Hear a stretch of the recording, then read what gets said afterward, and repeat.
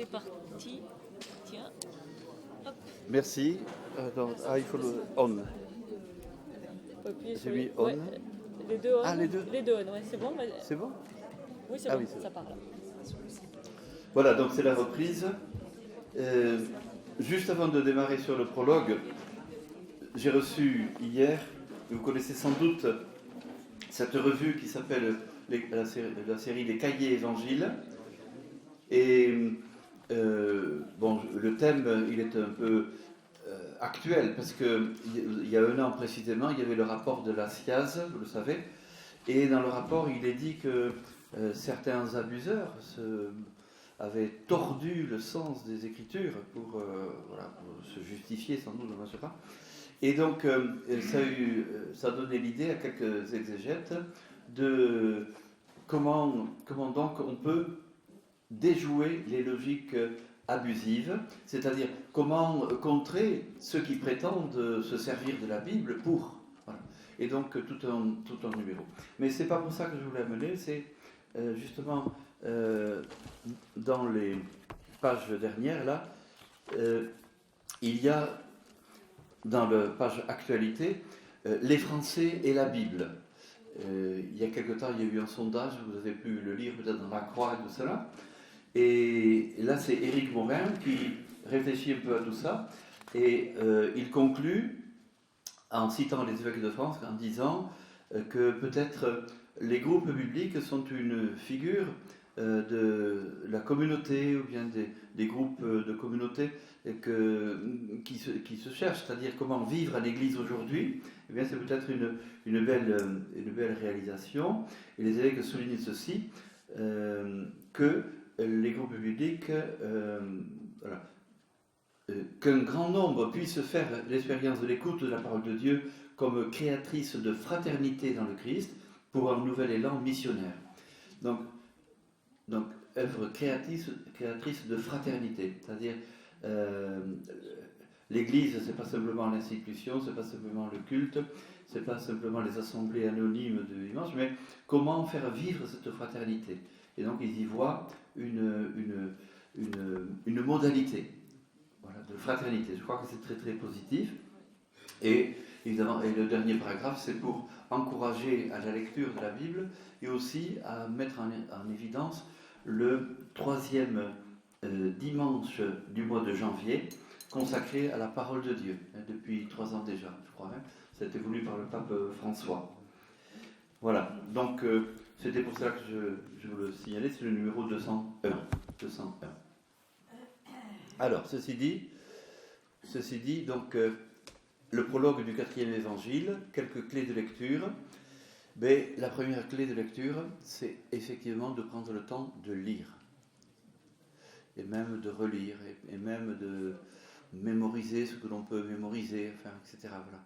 Donc je crois que c'est la première clé. Après, il y en a une deuxième que je n'ai pas faite là, mais c'est de comparer les traductions. Par exemple, si vous avez la Bible de Jérusalem et la Tobe, ou bien la Bible liturgique et la Tobe, ou bien la Bible liturgique et la Bible de Jérusalem, comparer pour voir est-ce qu'il y a des variantes dans les traductions. Il y a des fois, il y a des variantes qui paraissent anodines, et puis elles sont importantes. Tout à l'heure, je vais en montrer une. Donc, comparer. Là, je ne vais pas le faire. J'ai pris dans la Tobe, traduction économique de la Bible. Au commencement était le Verbe, et le Verbe était tourné vers Dieu, et le Verbe était Dieu. Il était au commencement tourné vers Dieu. Tout fut par lui, et rien de ce qui fut ne fut sans lui.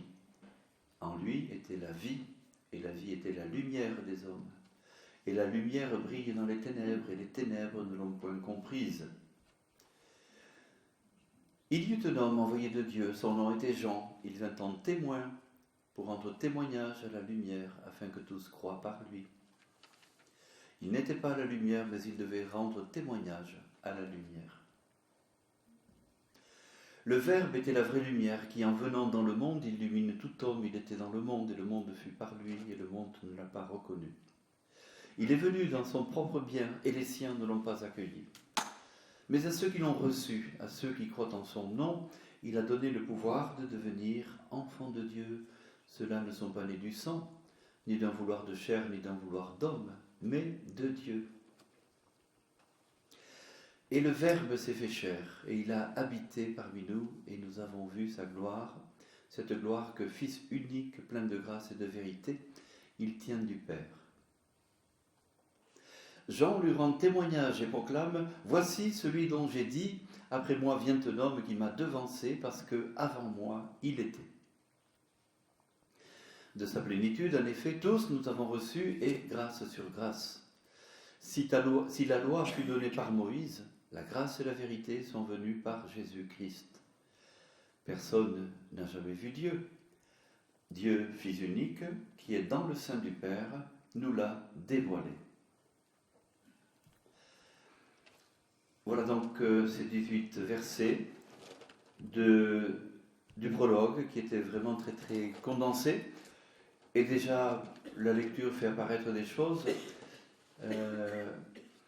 Vous voyez comment l'hymne s'adresse, est une hymne consacrée au Fils, au Verbe, à la parole. Mais, de temps en temps, il y a des petits paragraphes, je les ai soulignés en rouge, qui parlent de quelqu'un d'autre. Et là, c'est donc de Jean. Alors, c'est comme si on avait pris une hymne, mais pour introduire le récit sur Jésus, eh bien, on introduit qui? Mais Jean. On ne peut pas supprimer Jean, entre guillemets, littérairement, on ne peut pas le supprimer. Parce que la tradition reçue, la plus antique, celle qui précède même la tradition synoptique, nous parle bien du rapport de Jean et de Jésus, et de Jean qui a baptisé Jésus. Voilà. Et donc, littérairement, comment on peut annoncer des thèmes? La nouveauté, c'est le Verbe de Dieu, c'est l'hymne, ça. Personne ne l'a dit jusque-là, et on verra en quoi c'est unique. Mais Jean, qui est un écrivain, eh bien, connaît la place et le rôle de Jean par rapport à Jésus. Eh bien, il va introduire dans l'hymne, dans le prologue, 2 notices qui parlent de Jean, pour dire des choses que nous avons aperçues tout à l'heure, quand nous avons lu « Voici l'agneau de Dieu », vous avez reconnu toutes les expressions. Et donc, le mot témoin, témoignage, ça revient 3 ou 4 fois dans ces notices-là. Donc ça vous dit, c'est très important au niveau des clés de lecture, parce que notre rôle maintenant, c'est d'avoir quelques clés de lecture. C'est simplement de compter les mots. Est-ce que c'est un mot qui revient souvent? Et dans quel réseau de sens? Dans quel réseau de sens? Voilà, compter les mots. Alors, et le mot le plus souvent qui revient pour Jean, c'est le mot de témoin, de témoignage. Pourquoi je insistais tout à l'heure que Jésus n'est pas pris pour le baptiste, mais pour le témoin. Et alors, donc, le 4e évangile ne va pas hésiter à couper le prologue pour insérer des notices de type historique. Et vous voyez comment le croisement se fait. Jésus est à la fois Christ et Fils de Dieu, mais le prologue, qui parle essentiellement du Verbe de Dieu, eh bien, on introduit une notice historique, Jean appartient à l'histoire, pour insérer Jésus dans l'histoire, d'une part, et d'autre part, pour précéder l'annonce comme quoi ce Verbe n'est pas resté Verbe tourné vers Dieu, mais que ce Verbe s'est fait chair. Ce Verbe s'est fait chair. Alors donc, c'était le premier commentaire, c'est que les pièces que nous avons ne sont pas toutes unifiées. Il est possible que l'évangéliste se soit servi d'une hymne qui le précédait. Vous savez que dans Saint Paul, il y a beaucoup de cantiques qu'il a intégrés dans ses lettres et qui déjà se chantaient dans les communautés. Alors il est tout à fait probable que cet hymne au Verbe créateur soit déjà un cantique chanté dans les communautés joaniques.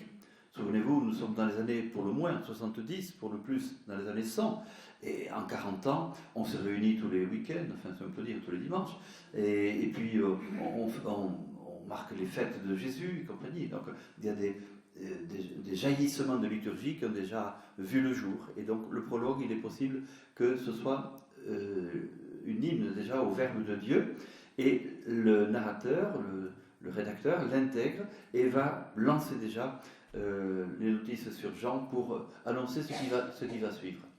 Bon, voilà une première clé, comment comment c'est agencé tout cela. Ensuite, je continue. Quelques clés pour entrer dans le texte. Voilà.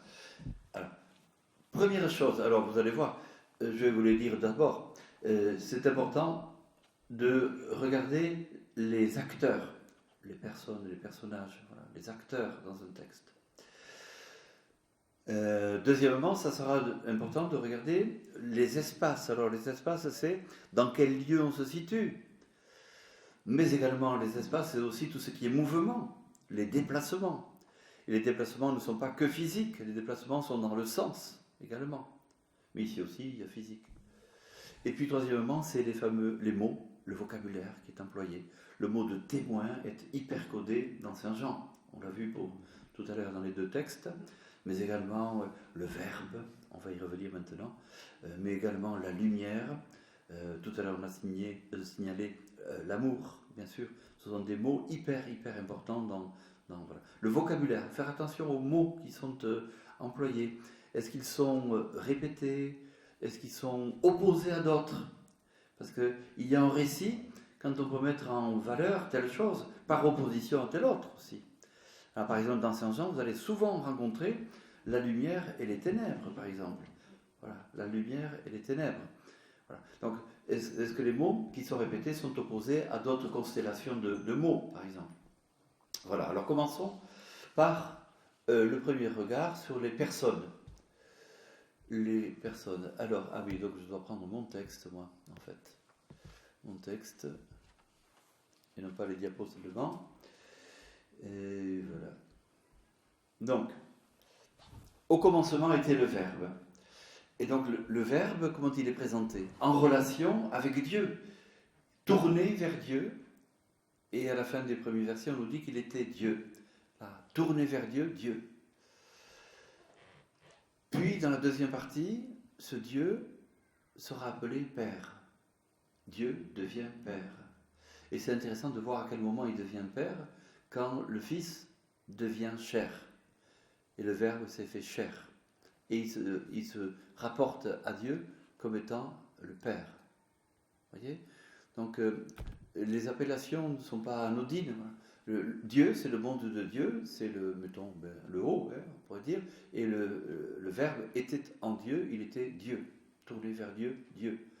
Mais il s'est fait chair, et là, la relation qui est avec Dieu, c'est celle du Fils à son Père. Eh bien, ce mot de verbe, le Verbe, va structurer le récit. Alors, contrairement à votre texte que je vais reprendre, il est employé au début, c'est-à-dire au commencement était le Verbe, puis apparemment, vous l'avez repris au verset 9, le Verbe était la vraie lumière. Mais dans le grec, c'est il simplement. Alors pour nous, Français, et qui écoutons ce récit, il était nécessaire, après avoir parlé de Jean-Baptiste, de reprendre le fil de la narration et de rappeler que c'est le Verbe. Mais le mot Verbe n'existe pas en grec. C'est le pronom il, simplement. Enfin, en tout cas, le verbe conjugué. Par contre, le Verbe revient réellement au verset 14, sauf erreur de ma part. 14, c'est-à-dire « et le Verbe s'est fait chair ». Eh bien, deux fois le mot Verbe, et ça délimite deux parties, deux moments de la narration. Le Verbe Dieu et le Verbe fait chair. Dieu et l'incarnation. Le monde de Dieu et l'histoire. L'histoire est déjà soulignée par le personnage de Jean, qui est venu se mêler un petit peu dans cet hymne, se mélanger. Donc le mot verbe va structurer le récit en deux parties. Alors bien sûr qu'on peut complexifier ce plan, et puis on n'arrête pas d'avoir des articles sur le prologue, parce que rien n'est simple. Mais au moins voilà quelque chose de simple. Voilà, deux fois le mot verbe apparaît, et c'est deux moments importants. Le Verbe était Dieu, et le Verbe s'est fait chair. Deuxième personne importante, après le Verbe, c'est Jean. Il est constitué témoin, et non pas baptiseur, maintenant vous commencez à le savoir. Et les notices sur Jean viennent interrompre la présentation du Verbe, du Logos, de la parole. Alors quelle est la fonction de Jean? Eh bien, Jean est connu par la tradition synoptique et même pré-synoptique depuis le début. Et Jean l'évangéliste, enfin l'auteur du 4e évangile, connaît le rôle de Jean par rapport à Jésus. Et il en fait celui qui comprend profondément qui est Jésus, il en fait le témoin. Et d'ailleurs, Jean, c'est celui qui témoigne, c'est-à-dire qui décrit, et en décrivant, souvenez-vous des verbes apercevoir, regarder, contempler, voir et comprendre parfaitement. Voilà, celui qui comprend profondément qui est Jésus, qui témoigne, et qui, en témoignant, dit la foi à laquelle tout l'évangile invite. Ces signes sont écrits dans ce livre pour que vous croyiez. Alors, une petite note, s'agissant des personnages, le verbe n'est pas seulement Jésus, mais c'est tout le mouvement impulsé par et dans le prologue. Il était, c'est l'être du verbe, il était. Et en même temps, le devenir, il devint chair, sarx et geneto. Il devint chair, il s'est fait homme. Il s'est fait homme. Il devint chair. C'est l'histoire. C'est l'histoire. Donc le verbe n'est pas seulement un mot, mais un mouvement. Un mouvement. Celui qui était en Dieu s'est fait homme. Voilà. Nous, on parlera d'incarnation à partir, je crois, de Saint Jean. Il devint chair, il s'est incarné. Donc tout le mouvement. Vous voyez un peu, les mots, c'est donc le mouvement qu'il y a autour des mots aussi. Donc le premier regard, ce sont les personnages, donc le verbe, mais on a souligné aussi Dieu qui devient le Père, et on a souligné donc Jean qui est le témoin, qui s'immisce dans l'hymne au verbe de Dieu. Puis, deuxièmement, regardons les espaces. Je crois qu'il faut aller assez vite aussi, il est midi. Donc, les espaces. Alors, les espaces, c'est où est-ce que ça se passe, quels sont les déplacements. Donc, au début, c'est presque statique, ou du moins, s'il y a un mouvement, c'est en Dieu. Le verbe qui est tourné vers Dieu, et il est Dieu. Bon, il est en Dieu, il est Dieu. Bon, mais ça bouge un petit peu quand il devient chair, devenu chair. Donc, il y a un mouvement que l'on peut imaginer facilement, c'est de l'imagination, comme allant du haut vers le bas. Parce que traditionnellement, on imagine que le ciel est en haut et que la terre est en bas. Voilà, c'est une représentation. Elle est bien commode, c'est la nôtre, on va la garder, tout en sachant qu'elle est fausse. Tout ce que nous disons, de toute façon, est faux. Alors bon. Voilà. Mais on va garder cela, c'est quand même bien pratique. Voilà. Et donc, du coup, il y a un mouvement. Donc, il y a, un dépouillement. Paul va l'appeler une kénose. Le Fils s'est dépouillé de son être Dieu pour devenir homme. Voilà. Il s'est vidé, il s'est dépouillé. Alors ici, on dit simplement, il est devenu chair, il devint chair, sarx et geneto. Voilà, donc il y a un mouvement. Il y a un mouvement. Vous voyez un petit peu ce qu'il faut observer. Ce n'est pas simplement ça se passe à Bugloss ou ça se passe à Dax et compagnie, mais quel est le mouvement qu'il y a entre l'un et l'autre, par exemple. Voilà. Par exemple. Bon, on n'est pas ici pour faire l'exégèse de Bugloss. Mais... Ensuite, il y a les mots. Alors, j'ai ajouté, c'est une curiosité, l'ai-je mis? Peut-être que oui. Non? Il n'y a pas une diapositive suivante là? Voilà. C'est une curiosité. Ah. La vie et la lumière. Au moins le dessin. Voilà. Alors, normalement, les carrés sont identiques. Là, je crois qu'ils ne sont pas tous identiques. Qu'est-ce que ça dessinerait? Alors, La vie et la lumière. oui. Alors bon, donc les mots sont c'est Zoé et Phos. Et alors, je l'ai vu à Capharnaüm. Effectivement, je me dis, j'ai jamais creusé la suite, mais ça doit être important pour la tradition orthodoxe qui est grecque, etc. Et donc, ce sont deux mots qui ont trois lettres. Phos, c'est la lumière, phosphore et compagnie. Phos. Et puis Zoé, ben, vous connaissez tous. Voilà, tout à l'heure, je suis passé à côté d'une Zoé, ça c'est une voiture. Enfin bon, voilà. Donc Zoé, c'est la vie. C'est pas la tienne. Non, il y a peut-être branché. Voilà, force et Zoé.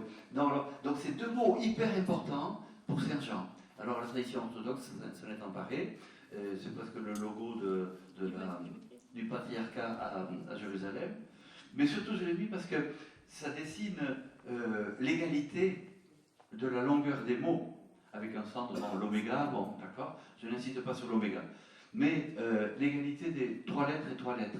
Eh bien, vous avez là le plan de toutes les églises orthodoxes, et non pas de la croix latine. La croix latine, on va rajouter encore un carré, voilà, avec les transepts et le cœur, voilà.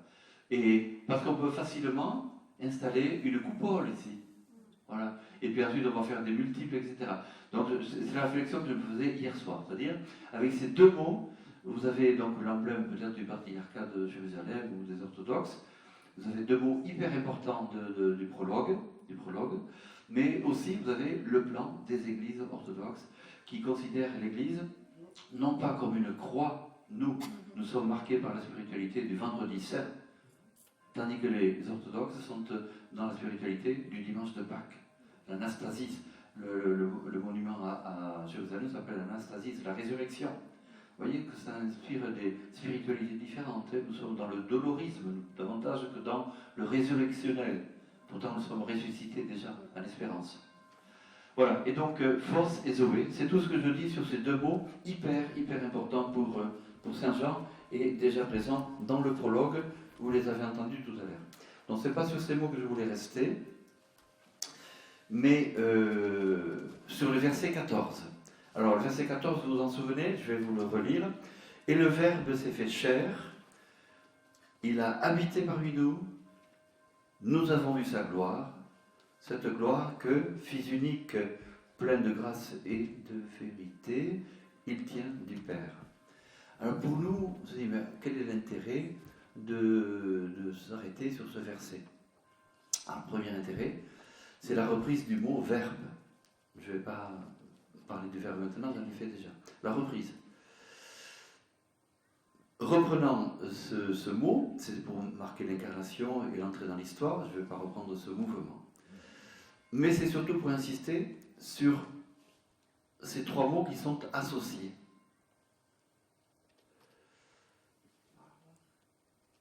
Alors, les 3 mots, c'est le Verbe, il a planté sa tente parmi nous, il a habité parmi nous, et nous avons vu sa gloire. Ces 3 mots sont hyper codés dans la synagogue et le temple de Jérusalem, dans la tradition rabbinique. Ces 3 mots sont l'équivalent de Dieu. Que Dieu soit parole, c'est évident depuis le premier verset de la Genèse. Dieu dit, et cela fut. Et Jésus est le Verbe qui a tout créé. Je n'insiste pas sur ces versets du... Donc le Verbe, c'est une qualité divine. En disant la parole de Dieu, Jésus est la parole de Dieu, Jésus est le Verbe de Dieu, Jésus est Dieu. Où est-ce qu'habite Dieu? Dans le temple de Jérusalem. Et on parlera de la présence. La présence. Même sans parler de la présence de Dieu. Dès que l'on dit la présence, eh bien, il s'agit de Dieu. Or, que fait Jésus? Il plante sa tente parmi nous. Il plante sa tente parmi nous. On va le traduire par « il a habité parmi nous », parce que c'est plus facile à retenir. Bon, mais il plante sa tente. Il y a notre arrière-fond. La tente, c'est la présence de Dieu dans le désert. Dieu se déplaçait au fur et à mesure que le peuple se déplaçait dans le désert, et Dieu habitait au milieu de son peuple. Et puis, le temple, c'est le lieu de l'habitation de Dieu, de la présence de Dieu. Il a planté sa tente parmi nous, Dieu est présent dans le temple, et quand Jésus dira, lui parlait du sanctuaire de son corps, il parlait du temple de son corps, du sanctuaire de son corps. Et donc Jésus devient la présence. La présence. Vous voyez, ça c'est moins évident. Il a planté sa tente parmi nous, il devient la présence. Deuxième qualité de Dieu. Dieu, on l'appelle le présent, la présence. Voilà. Je n'insiste pas parce qu'il y a encore un jeu de mots, c'est intéressant. Hein, en hébreu, en araméen, ça se dit la Shekhina. Eh bien, les 3 consonnes sont reprises intégralement dans le mot grec skene, qui veut dire la tente. Eskenosen en humin. Il a habité parmi nous, il a planté sa tente parmi nous. Donc, ça accrédite un peu le fait que ce n'est pas un simple pêcheur du lac de Galilée qui a pu phosphorer tout cela. Hein. Mais voilà, donc ça c'est un phénomène d'amphibologie. C'est-à-dire comment prendre des éléments d'une culture pour les transcoder ou les mettre dans une autre culture, compréhensible dans les deux cultures. La Surina, la présence de Dieu, Eskenosen en humin, il a planté sa tente parmi nous. Donc, deux qualités de Dieu, le Verbe, la présence. Et il y en a une troisième. Et nous, qui sommes nous? Il y a le nous qui intervient là. Nous avons vu la gloire. Et la gloire, c'est encore une appellation de Dieu, la gloire. Qu'est-ce qui est glorieux sinon Dieu, hein? Voilà. Donc depuis Isaïe 6, nous avons vu la gloire de Dieu, etc. Bon. Que veut dire la gloire? Mais, alors nous, on dirait bon, le rayonnement, oui, pourquoi pas? Le rayonnement, donc on représente la présence avec des rayons lumineux de soleil, pourquoi pas? Le rayonnement dans un sens second, quand on dit que le rayonnement d'une personne, c'est que voilà, ça illumine tout le monde, ça éclaire tout le monde, d'une part. Et puis, d'autre part, il y a un deuxième sens qui est plus important pour moi, c'est que le mot gloire se dit, c'est l'équivalent du poids, c'est-à-dire quelque chose qui compte, quelque chose qui a du poids. Voilà, donc, qu'est-ce que c'est que la gloire de Dieu? C'est Dieu qui compte pour moi, voilà, et qui a du poids dans ma vie, Et donc, nous avons vu sa gloire, c'est-à-dire nous avons vu l'importance du Verbe de Dieu présent parmi nous, pour nous. Nous avons contemplé la gloire de Dieu. Vous voyez?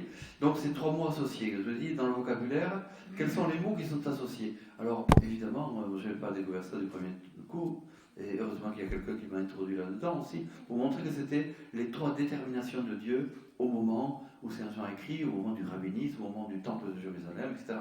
On parlait donc de la parole de Dieu, Dieu. On parlait de la présence de Dieu, Dieu, et de la gloire de Dieu, Dieu. Vous voyez? Dans ces trois termes associés pour désigner Jésus, ben voilà, Jean est constitué témoin de cela.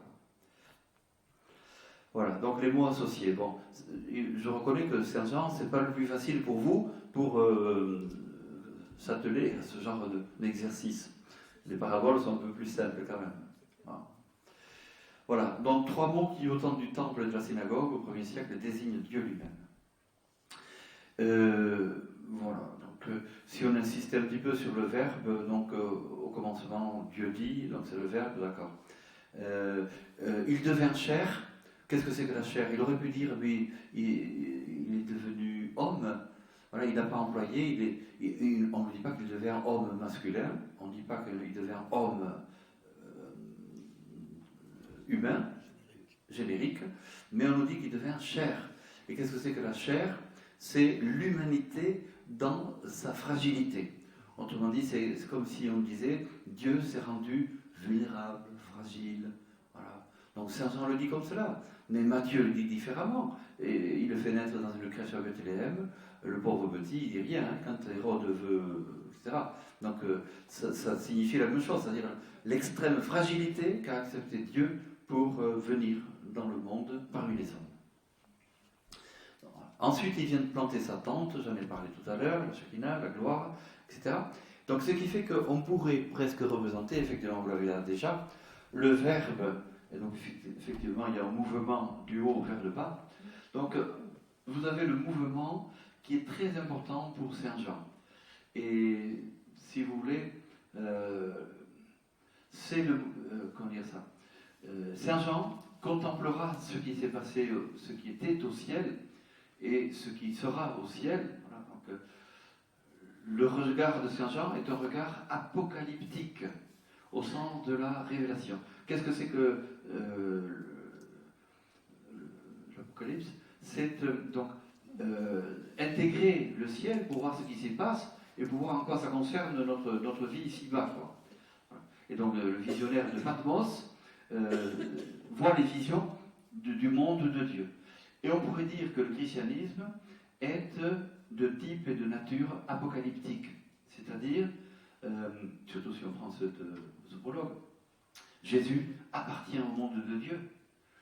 Donc Jésus est Dieu, Jésus connaît le monde de Dieu, il vient le dévoiler en devenant chair, et tout à l'heure on a ajouté, en lavant les pieds de ses disciples.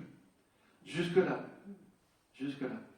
Et voilà le dévoilement de ce qui se passe dans le monde de Dieu, c'est-à-dire dans le cœur de Dieu, et de ce que veut dire l'amour de Dieu. Il s'est dépouillé pour aller ici. Donc voilà, il devient chair, où il a planté sa tente, il est présent parmi nous. Voilà, tout ceci, toute la vie de Jésus. Voilà. Par contre, nous déjà, nous contemplons la gloire qu'il partage avec Dieu.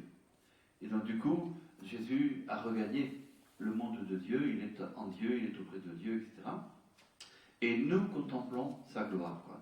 Le lien entre la terre et le ciel. Le nous qui sommes constitués en témoins, un peu comme Jean. Vous voyez, dans tout ce grand mouvement qu'on a esquissé tout à l'heure, le but étant la foi, et que la foi conduise à la vie. Voilà. Après. Bon, je crois que c'était tout ce que je voulais dire. Alors, voilà, en 3 mots, le 4e évangile reprend l'essentiel de ce qui est dit de Dieu, présence, celui qui habite parmi les hommes, la gloire, c'est-à-dire le poids dans l'histoire. Et tout cela est attribué maintenant à Jésus. Vous voyez comme il y a une relecture, une reformulation, une reprise de toutes les traditions qui étaient juives et qui ne sont pas caduques, mais voilà, pour les attribuer à Jésus. Jésus est Dieu. Alors, ça ne vous étonnera pas si je dis que le prologue est parmi les passages bibliques les plus difficiles. Voilà, mais quelques clés de lecture peuvent permettre d'entrer dans la complexité. Alors, un dernier mot pour terminer. Ah oui, c'est le dernier mot d'ailleurs du prologue, au chapitre 18. Dieu, personne ne l'a jamais vu. Mais, qu'est-ce qui est dit? Jésus, donc, qui est tourné vers le Père, nous l'a dévoilé, c'est-à-dire nous l'a expliqué. Alors, je termine par ce mot parce que c'est la seule fois qu'il apparaît dans le Nouveau Testament et ça désigne un peu ce qu'on essaie de faire. Exegesato, c'est-à-dire ça donne le mot exégèse. Vous connaissez le mot exégèse, c'est-à-dire comment entrer dans la connaissance du texte, l'interprétation du texte, l'actualisation du texte, etc. C'est ça. Et donc, le dernier mot, c'est Jésus nous l'a expliqué. Dieu, personne ne l'a jamais vu, mais Jésus nous l'a fait connaître. Jésus nous l'a dévoilé, exegesato. Je crois que c'est une très très belle référence, parce que ça dit un peu le mouvement de nous qui sommes des chercheurs de Dieu à partir de la parole de Dieu. Voilà. Donc si Jésus nous dévoile, eh bien, entrons dans ce dévoilement pour essayer de percevoir un petit peu mieux qui est Jésus et évidemment comment aujourd'hui il continue de prendre chair et comment aujourd'hui nous pouvons contempler sa gloire. Un punto et acabo.